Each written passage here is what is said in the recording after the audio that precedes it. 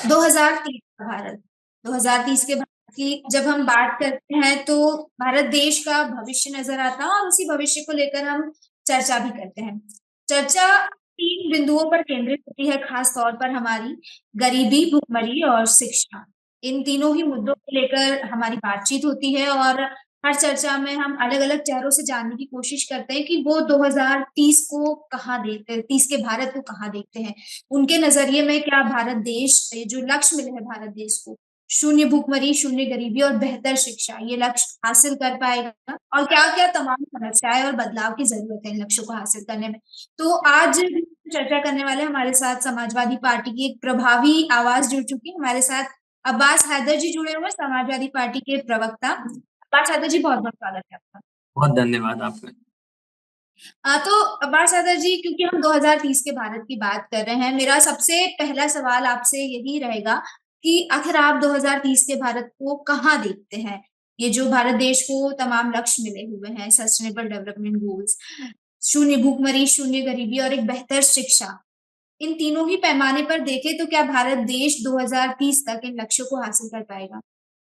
जी दामिनी जी, आपका सबसे पहले तो बहुत बहुत बहुत धन्यवाद देना चाहता हूँ कि आप एक महत्वपूर्ण विषय पे एक सार्थक चर्चा कर रही हैं हम लोगों से।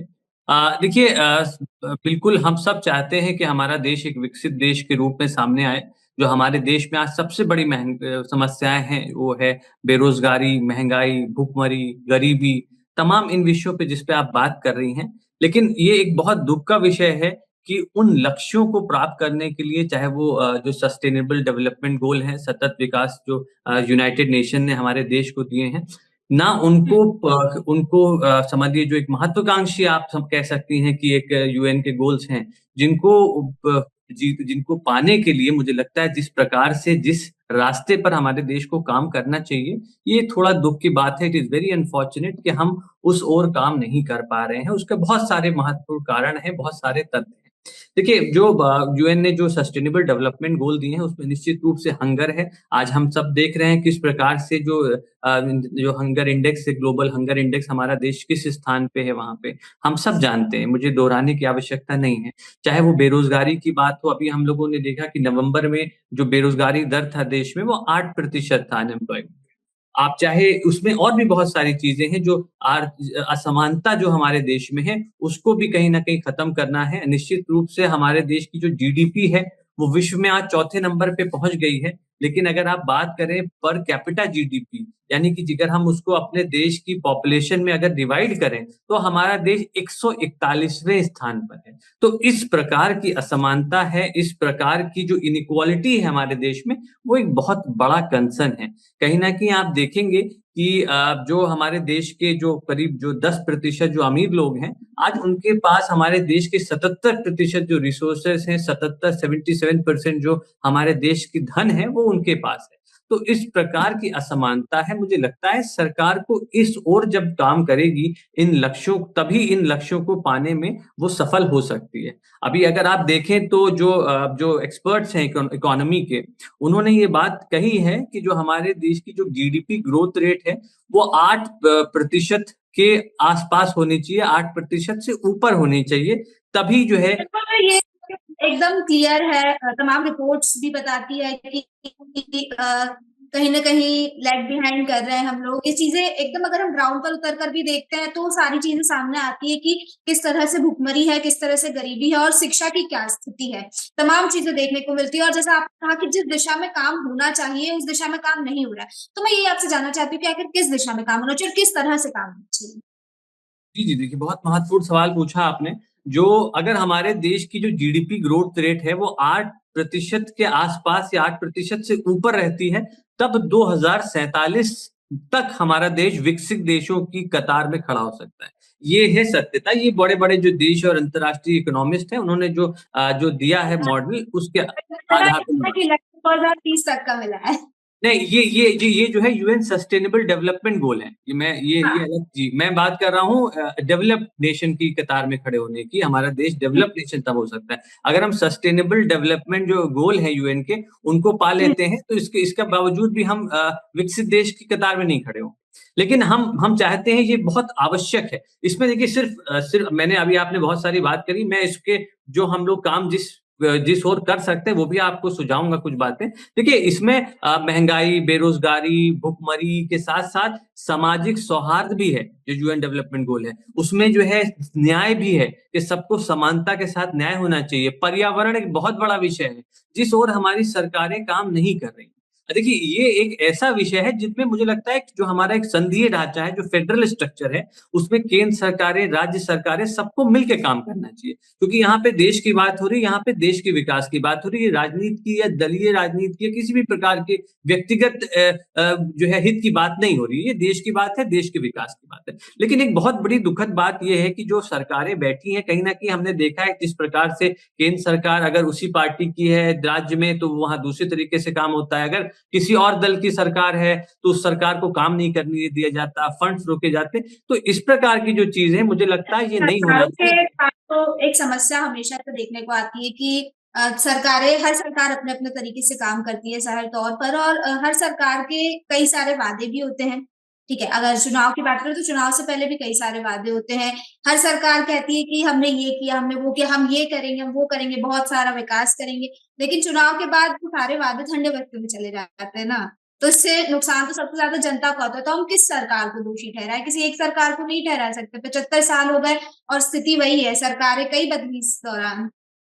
बिल्कुल, आप ठीक कह रही हैं। देखिए, लेकिन कई सारे जो अगर हम इस विषय पे बात करें, तो जो गोल हैं, अगर आप देखें जो आपको फूड जो एक आपको देता है जो गारंटी बिल है, कहीं न कहीं उसके ऊपर इस पे ज़ोर दिया गया है।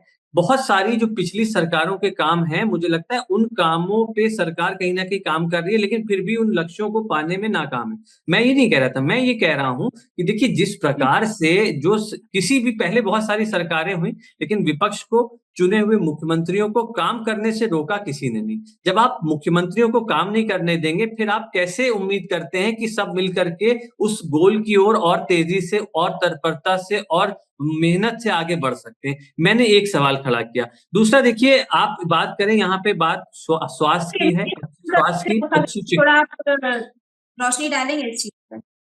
नहीं, देखिए ऐसे तमाम विषय हैं। कभी ऐसा नहीं हुआ कि चुने हुए मुख्यमंत्रियों को जेल भेजा गया। कभी ऐसा नहीं हुआ कि राजनीतिक दलों को जो है नोटिसेस भेजे गए।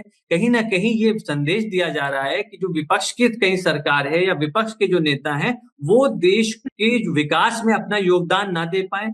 काम विकास कार्यों को विपक्ष के राज्यों में रोका जाए, ये कभी नहीं हुआ है। दामिनी जी, ये कभी नहीं हुआ है इस देश के लोकतंत्र में। ये बहुत दुखद है। अगर हमें देश के विकास की बात करनी है, अगर हमें देश के विकास के लिए काम करना है, तो हमें सबको मिल कर के आगे आना होगा।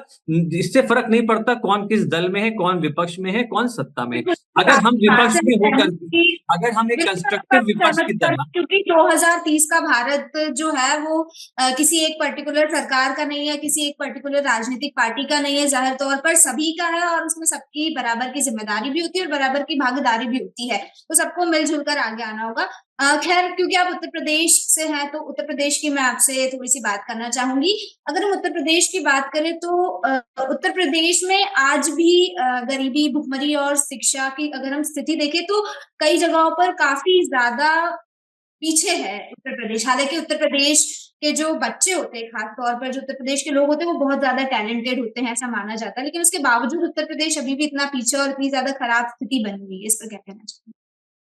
देखिए, आप अगर निश्चित रूप से अगर आप कुपोषण की बात करें, तो पूरे विश्व में हमारा देश नंबर 1 है और उसमें उत्तर प्रदेश की आप बात करें, तो जो भी मापदंड हैं, चाहे वो बेरोज़गारी के मापदंड हों, चाहे वो भ्रष्टाचार के मापदंड हों, चाहे वो अपराध के मापदंड हों, बहुत दुखद बात है कि उत्तर प्रदेश उनमें आज बहुत ऊपर के स्थान पे है, चरम पर है। ये किसी से छुपी हुई बात नहीं है, ये दुखद है कि उत्तर प्रदेश के नागरिक होने के नाते मुझे इस बात से दुःख होता है।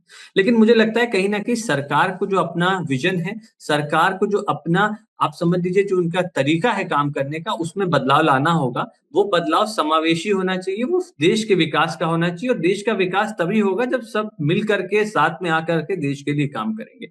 आपने बेरोज़गारी की बात करी, आज हम देख रहे हैं किस प्रकार से बेरोज़गार युवाओं को सड़क पे लाठियाँ मारी जाती हैं और अपराधियों का हुँ। सम्मान होता है। तो मुझे लगता है ये बहुत गलत संदेश जाता है, ऐसे तमाम उदाहरण हैं। मैं बात करूँगा, मैं विषय पे वापस आता हूँ, विषय की मैं बात करता हूँ। देखिए, सीधी-सी बात है, जो हमारे देश को लक्ष्य दिए गए हैं यूनाइटेड नेशंस के द्वारा, उसमें बहुत महत्वपूर्ण है कि आज की शिक्षा का स्तर, गुणवत्ता अच्छी होनी चाहिए। स्वास्थ्य का स्तर, गुणवत्ता अच्छी होनी चाहिए। आज हम देख रहे हैं कि किस प्रकार अगर आप उत्तर प्रदेश की बात करें, उत्तर प्रदेश में गाँव-गाँव में अगर आप जाएँ, तो सही मेडिकल व्यवस्था उपलब्ध नहीं है। डॉक्टरों की हम्म। कमी है, शिक्षकों की कमी है, सही शिक्षा व्यवस्था उपलब्ध नहीं है। स्कूलों में हमने नहीं, देखा है कहीं-कहीं मैं जानवर बंधे बताऊंगी, हुए हैं। उत्तर प्रदेश में तो समाजवादी पार्टी ने भी काफी लंबे समय तक रूल किया है, तो उस दौरान क्या स्थिति थी? बिल्कुल, उस दौरान इससे बहुत बेहतर स्थिति थी और निश्चित रूप से समाजवादी पार्टी की सरकार 2017 तक थी, आज हम 2025 में बैठे हैं।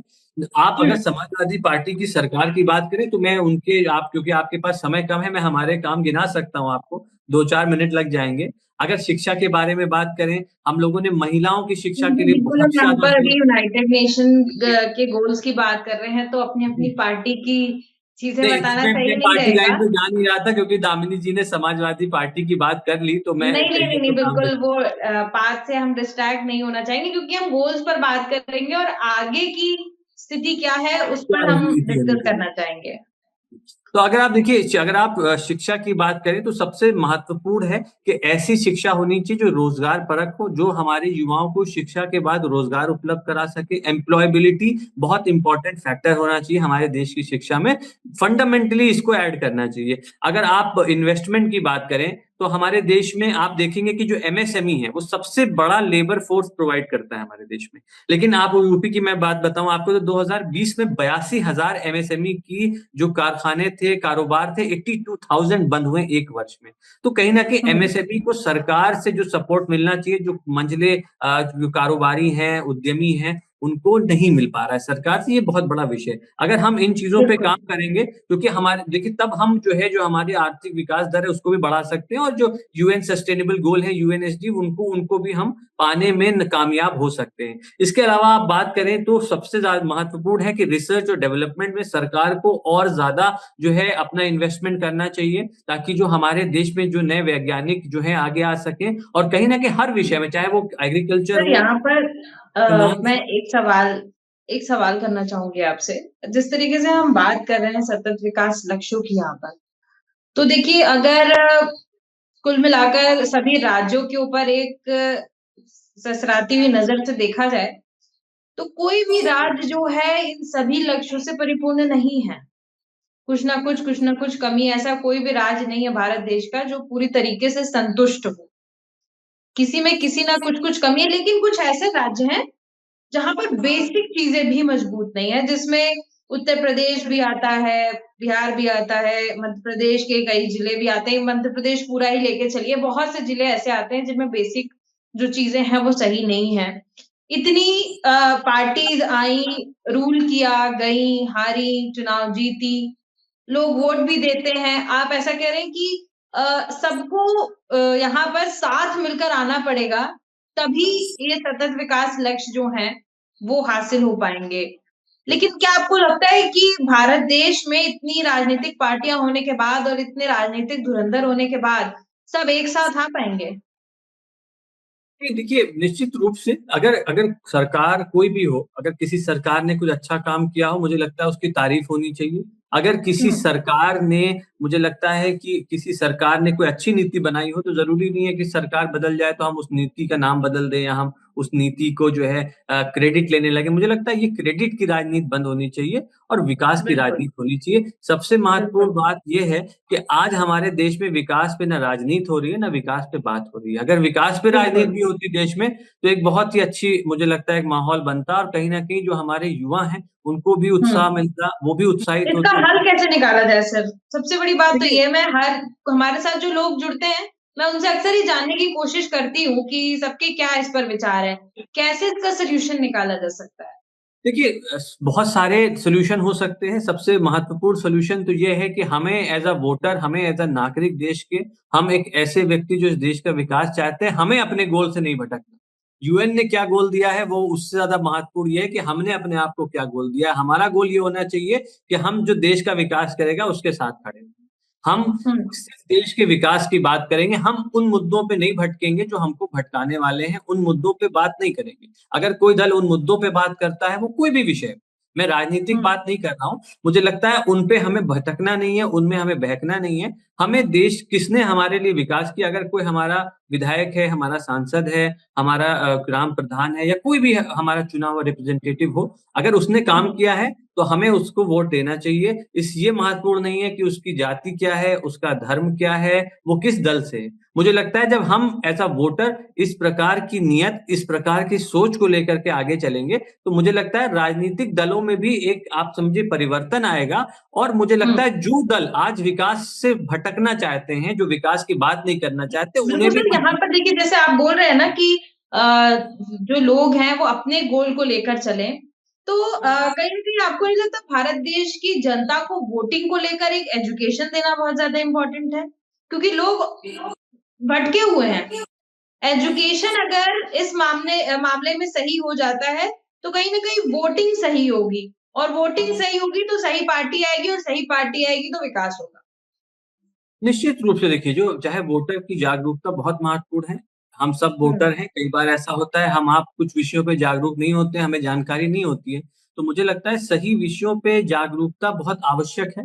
और कहीं न कहीं बिल्कुल, कुछ मुद्दे कई बार चुनाव में ऐसे भी हो जाते हैं जो इमोशनली हमें कनेक्ट करने का काम करती हैं कुछ पार्टियाँ। करेक्ट। और मुझे लगता है कि हम कैरिड अवे हो जाते हैं, हम असल मुद्दों से भटक जाते हैं कुछ-कुछ चुनाव में, जो एक बहुत ही महत्वपूर्ण चीज़ है। हमें सतर्क रहना है, हमें समझ के रहना है। हमें चुनाव के समय ये ज़रूर सोचना है कि पिछले 5 साल हमारे घर में कब रोटी पकी, नहीं पकी, हमारे बेटे को रोज़गार मिला, हमारे भाई को रोज़गार मिला, हमारी जो बहन, बेटी, हमारी बीवी, पत्नी है, उसको क्या सड़क पे वो निकल रही है तो उसको सम्मान है, उसकी सुरक्षा है कि नहीं है? हमें इन विषयों पे ही वोट करना चाहिए। और मुझे लगता है कि सरकार की तो निश्चित रूप से सबसे बड़ी ज़िम्मेदारी बनती है कि वो वोटरों को जागरूक करने के लिए तमाम अभियान चलाए। लेकिन मुझे आप हम सब यहीं रहते हैं, हम लोग कहीं बाहर तो रहते नहीं हैं। मुझे लगता है और हमने देखा भी है कि इस प्रकार के कुछ जागरूकता अभियान तो हमें कहीं दिखाई नहीं दिए पिछले कुछ सालों में, बिल्कुल, लेकिन इनकी बहुत आवश्यकता है। मुझे लगता है सरकार के साथ-साथ राजनीतिक दलों को और तमाम जो बिल्कुल।